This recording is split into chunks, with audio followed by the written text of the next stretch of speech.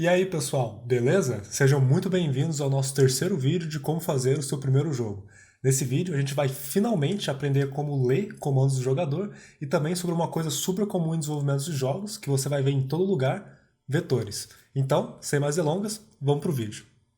Recapitulando, então, no vídeo anterior a gente tem esse cubo, que acredite ou não vai virar a nossa nave do nosso jogo, sendo lançado para frente quando a gente aperta play. E isso está acontecendo porque aqui no start, que é a função que é chamada quando o jogo inicia, a gente está chamando essa função no nosso corpo rígido, add force, que adiciona uma força usando esses três valores.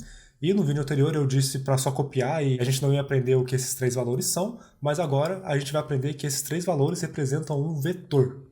Um vetor nada mais é que um conjunto de três números, e eles podem representar várias coisas. Pode ser uma posição do objeto no mundo, pode ser a direção de uma força, como é o caso que a gente está usando aqui, ou pode até mesmo ser uma cor.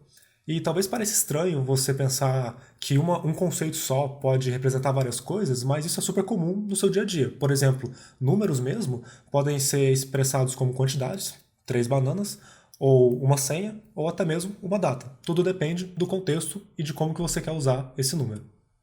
Por exemplo, se a gente voltar para a Unity aqui e selecionar o nosso jogador, o nosso cubo, e olhar para o transform dele, esse primeiro campo, a posição, tem três valores. Esses três valores são um vetor que representa a posição do objeto do mundo. Se eu clicar aqui no transform com o botão direito, clicar em reset para a gente zerar tudo, e clicar no Move Tool aqui, você pode ver que a cada vez que eu mexo em uma desses controles, esses valores mudam. E se você reparar, se eu mexo nesse eixo aqui, só o valor em Z muda, nesse aqui só o valor em X, e nesse aqui só o valor em Y. Isso é porque o X, Y e Z são os três eixos do nosso mundo. E se você olhar aqui em cima, a própria Unity está te mostrando isso. Você pode ver que o Y é o verde, o X é o vermelho e o Z é o azul, que corresponde exatamente a essas cores que você está vendo aqui. Mas o mais interessante disso é que se eu mexer a câmera para olhar o mundo da perspectiva do cubo, mais ou menos como se eu estivesse de frente para ele, você pode ver que o eixo verde, o Y, é para cima, o eixo azul é difícil de ver aqui, que é o Z, é para frente, e o eixo X é para a direita. E essas são as referências da Unity. Se você não tiver rotação nenhuma, se você não girar nada, o Y é para cima, o Z é para frente e o X é para a direita. Beleza? E se a gente olhar de volta aqui para o Transform, você pode ver que o segundo campo, a rotação, também é representado por três valores, que é um vetor, só que dessa vez representando uma rotação. E se a gente vir aqui no controle de rotação, você pode ver que quando a gente mexe no controle de rotação, ele gira o cubo em cada um desses eixos que são representados pelos três valores. Da mesma forma, a escala, que é o tamanho do cubo, também é representado por um vetor, que é o tamanho do cubo em x, em y e em z. Bom, mas tem outra coisa que vetores também podem representar. Vetores podem representar uma direção. Mas o que isso significa? Bom, se você tem um vetor 5, 2 e 10, por exemplo, sendo 5 em x, 2 em y e 10 em z, e esse vetor representa uma direção, é como se você estivesse falando para o seu jogador, ou para qualquer objeto, ande 5 unidades em x, 2 unidades em y e 10 unidades em z. E é exatamente isso, voltando aqui, que a gente expressou nessa função addForce. Se você vai adicionar uma força em algum objeto, ela tem que ter uma direção, né? Por exemplo, se você estiver empurrando uma caixa, você tem que empurrar ela numa direção com uma certa força. Então esses valores aqui querem dizer que a gente está aplicando uma força de 0 em x, 200 em y e 2000 em z. E agora, sem nem olhar para o jogo, você pode já inferir que essa força vai fazer o cubo ir um pouco para cima, por causa dos 200 em y, e muito para frente, por causa dos 2000 em z. E se a gente voltar para Unity, e claro, resetar o transform do nosso cubo para ele voltar ao normal, e apertar play, eu sugeriria olhar principalmente aqui na tela de jogo. Você pode ver que o cubo realmente foi para frente e um pouco para cima. Se a gente voltar para o Visual Studio e mudar esses valores, por exemplo, vamos colocar 1000, 0 e 0, quer dizer que a gente vai aplicar uma força só para a direita. Vamos ver o resultado. E é exatamente isso que a gente vê aqui, né? Quando a gente aperta play, o cubo vai para a direita. E agora que você já aprendeu o que são vetores, a gente pode usar eles para controlar a nossa nave. O objetivo é o seguinte: quando o jogador apertar A, a gente quer puxar a nave para a esquerda, e quando ele apertar D, a gente quer puxar a nave para a direita. Mas como que a gente sabe se o jogador está apertando A ou D no teclado?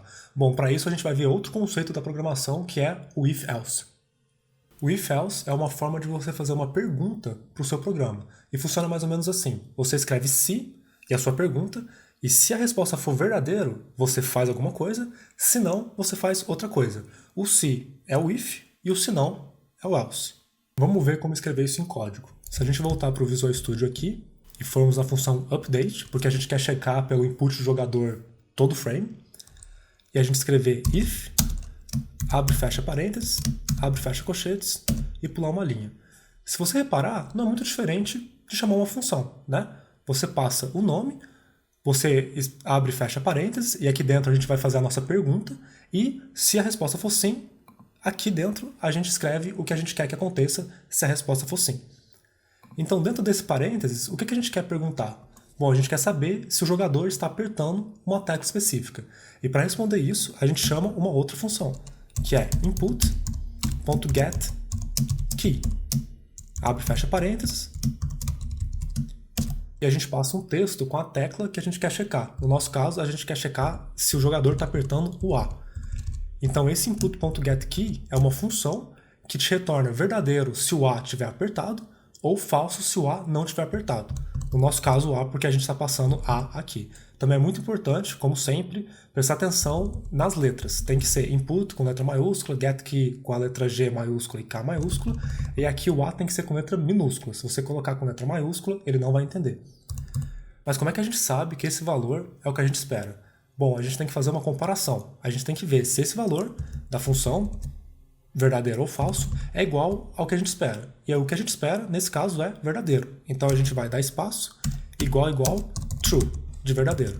Isso aqui que eu acabei de escrever é uma comparação. Ele está checando se o valor da esquerda é igual ao da direita. Tem várias outras formas de comparar em programação. Tem maior, menor, maior ou igual, menor ou igual e diferente. E se você estiver interessado, tem vários exemplos que eu deixei no PDF aqui na descrição do vídeo. E como é que a gente escreve o else? Bom, é só ir aqui depois do colchetes, pular uma linha, escrever else, abre e fecha colchetes e pular a linha também. Você pode ver que o else não tem a pergunta, e é porque ele já é a condição contrária da nossa pergunta, né? Aqui a gente pergunta se a tecla está apertada, e se não, a gente faz outra coisa. Então a gente não tem que fazer a pergunta de novo. E uma ótima forma de ver se seu código está funcionando antes de prosseguir são com mensagens, que é o que a gente viu no vídeo anterior. Então se eu vim aqui no if e escrever debug.log, abre e fecha parênteses, abre e fecha aspas, posso escrever o A está apertado, vou até o final e ponto e vírgula, e aqui no else, debug.log, o A não está apertado, vamos gritar aqui, e ponto e vírgula no final, a gente pode checar se a nossa lógica básica está funcionando. Então vamos salvar, ir para Unity, e apertar play. E caso você não se lembre, a gente vê as mensagens do debug.log aqui no console, ele está falando que o A não está apertado, o que é o esperado. E se eu clicar aqui na tela do jogo, só para o jogo ter foco, e apertar o A, você pode ver que aqui o A está apertado. Se eu soltar, ele mostra outra mensagem, se eu apertar, ele mostra essa mensagem. Então a gente pode ver que está funcionando. Lembrando que é muito importante você clicar na tela do jogo para ela ter foco. Às vezes acontece de você clicar em outra área da Unity, como por exemplo aqui, aí você vai ver que se você tentar apertar uma tecla, nada vai acontecer, mas é só porque o jogo não está em foco. Se você clicar na tela e tentar de novo, aí vai funcionar. Beleza? Então a gente viu que o nosso if e else estão funcionando, e eu só queria destacar aqui que esse debug.log que a gente colocou não é simplesmente porque a gente está no tutorial. Eu, na verdade, uso isso o tempo todo porque é super útil para saber se uma parte do seu código não está funcionando. Beleza? Então vamos voltar aqui para o Visual Studio. E o que a gente quer fazer se o jogador estiver apertando A? Bom, a gente quer mandar a nave para a esquerda, e a gente já viu como fazer isso, é só a gente usar um add force. Então se eu entrar aqui no if, rb.addForce, se eu apertar tab ele já completa para mim, abre e fecha parênteses, a gente quer mandar a nave para a esquerda, né? Mas como é que a gente faz isso? Bom, a gente viu que o Y é para cima, o X é para a direita e o Z é para frente. Então como é que a gente manda para a esquerda?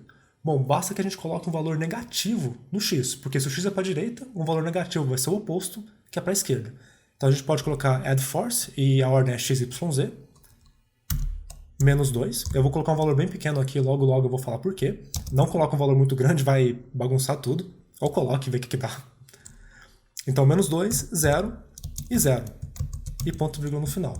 Porque eu só quero mexer o cubo para a esquerda. E antes da gente salvar e testar, eu quero tirar essa linha aqui no start, para a gente não ter nada atrapalhando o nosso movimento. E voltando para Unity, opa, tem que salvar aqui. E voltando para Unity, eu também quero, antes da gente dar play, eu quero clicar no jogador, e aqui no Rigid Body, e nessa parte de Use Gravity, que é se ele vai usar a gravidade ou não, vamos desmarcar, porque a gente não quer que o cubo caia quando a gente começa a jogar. Já que ele é uma nave, ele não precisa de gravidade. Então vamos apertar play. E você pode ver que agora, quando eu aperto A, o cubo vai para a esquerda. É claro que ele vai para a esquerda para sempre, não tem nada para parar ele, mas já é um começo. Então nós finalmente conseguimos ter algum controle sobre o nosso cubo, mas vamos continuar. Se a gente voltar aqui para o Visual Studio, agora como é que a gente manda a nave para a direita se o jogador apertar D? Na verdade, eu te desafio a tentar sozinho. Se você quiser tentar, eu vou pausar o vídeo agora e você pode checar se o jogador está apertando D e, quando ele fizer isso, levar a nave para a direita. Beleza? Pausando o vídeo agora. E aí, conseguiu? Bom, se você não conseguiu ou não quis tentar, não tem problema. É dessa forma que a gente faz. A gente, depois do else aqui, if, abre e fecha parênteses, input.getKey, abre e fecha parênteses, D, igual a true, abre e fecha colchetes, e como a gente quer mandar o cubo para a direita, a gente vai colocar rb.addForce, abre e fecha parênteses, 2, porque é positivo no eixo da direita, que é o x, 0 e 0. E ponto e vírgula. E na verdade a gente nem precisa desse else aqui, porque a gente não quer fazer nada se o jogador não estiver apertando nada. Beleza? Então a gente pode salvar e ir para Unity e apertar play. Você pode ver que agora o cubo vai para a esquerda quando a gente aperta A e para a direita quando a gente aperta D. E o mais interessante, se você estiver seguindo aí no seu computador também, você pode reparar que o cubo está se comportando bastante como um objeto no mundo real. Ele tende a ir na direção que você mandou ele, e se você troca de direção, ele não responde imediatamente. Isso vai ser bem legal, porque nos próximos vídeos a gente vai adicionar várias coisas que desafia o jogador a ter um controle preciso sobre a nave. Bom, e tecnicamente a gente conseguiu. Agora o jogador consegue controlar o cubo e levar ele tanto para a direita quanto para a esquerda. Esse código está certo, mas tem alguns problemas com ele que a gente vai resolver no próximo vídeo. Como sempre, se você gostou desse vídeo, você pode deixar seu joinha aqui embaixo, e qualquer dúvida ou sugestão você também pode deixar aqui nos comentários. Beleza? Eu espero você no próximo vídeo.